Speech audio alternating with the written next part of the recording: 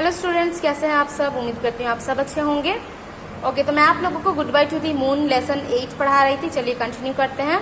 Let's continue. Someone called out to my father, governor, the press and TV are waiting for you. ठीक है, तो जैसे इसके पापा उसकी हेल्प कर रहे थे केपलर के, तो वैसे एक आवाज़ सुनाई देती है। ठीक है, कोई बुलाते हैं गवर्नर को कि गवर्नर, प्रेस वाले और रिपोर्टर्स जो है वो आपका इंतजार कर रहे हैं। Oh sure, I will come right away.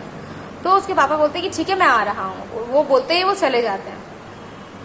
I watched him leave down Essel. Immediately I swung my legs down to the floor. I realized standing was tough and walking was very difficult. ठीक है, उसके बाद वो बहुत मुश्किल से वो अपने वो ट्रैप से निकल के वो क्या होता है, अपने पाँव को ज़मीन पे रखता है और उसको समझ आता है कि खड़े होना बहुत ज़्यादा मुश्किल है और उससे भी ज़्यादा चलना। I practiced one foot and then the other up and down the axle, holding on the seat backs for support.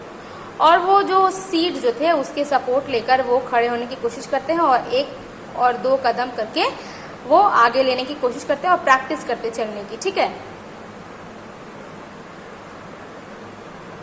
I put on my jacket and walked with difficulty to the exit point. I saw the crowd of reporters and cameramen surrounding my father. उसके बाद वो क्या करता है, Kepler अपनी jacket उठाकर jacket पहनता है और बड़ी मुश्किल से वो चलकर थोड़ी गेट के पास आता है। ठीक है, उसको चलने में इसलिए दुश्वारी हो रही थी क्योंकि वो चांद पे रहता है और चांद पे जो बॉडी का वेट होता है यानी जो वजन होता है वो 6 गुना कम होता है। ठीक है, और यहाँ पे क्योंकि 6 गुना ज़्यादा हो रहा था यानी वो खुद को भारी महसूस कर रहा था, तो इसलिए उसको काफ़ी ज़्यादा दुश्वारी का सामना करना पड़ रहा था चलने में। ठीक है, तो वो क्या देखता है, जैसे वो थोड़ी सी बाहर की तरफ आता है तो वो देखता है उसके पापा जो थे गवर्नर, वो किससे घिरे हुए, सारे रिपोर्टर्स और कैमरामैन से घिरे हुए हैं। ठीक है। It was really a new world. ये सच में एक नई दुनिया थी। जाहिर सी बात है वो फर्स्ट टाइम जमीन पे आया था, तो जाहिर सी बात है उसके लिए सब कुछ नया था। There was a storm of voices, how loudly the people of Earth talk. ठीक है, और क्या बोल रहा है कि वहां पे आवाज का तूफान लगा हुआ था, ऐसा लग रहा, और बोल रहा था कि मतलब जमीन के जो लोग हैं वो इतने जोर से कैसे बात कर सकते हैं। ठीक है।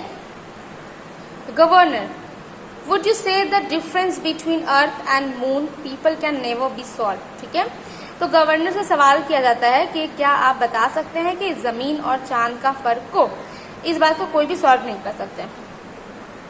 I am convinced that with a clear understanding of our problems, the difference can be settled in a friendly manner.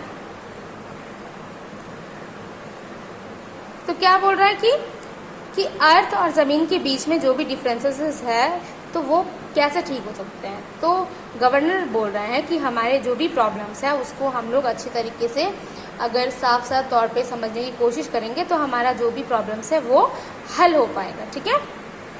Governor, how long do you think you will stay on earth. फिर कोई सवाल करता है कि governor आप कितने time के तक आप ज़मीन पे रुकेंगे। I guess that it may take as long as 6 months to a year to settle our differences. और वो क्या बोलते हैं कि हमारे जो भी प्रॉब्लम्स हैं उसे ठीक करने के लिए तो कम से कम मुझे 6 महीने से साल तक लग जाएंगे। One last question governor, now you are back on earth again, will you tell our listener which is really home to you, earth or moon। ठीक है, क्योंकि इससे पहले गवर्नर जो थे वो ऑलरेडी पहले भी जमीन पे आ चुके थे। ठीक है, ये सिर्फ केपलर का पहला टाइम था। ठीक है, तो फिर से किसी ने सवाल किया कि गवर्नर आप तो पहले भी चांद जमीन पे आ चुके हैं, तो आप क्या बता सकते हैं कि आपके लिए घर सच में कौन सा है, जमीन या चांद। तो गवर्नर बोलते हैं That's a difficult question to answer all my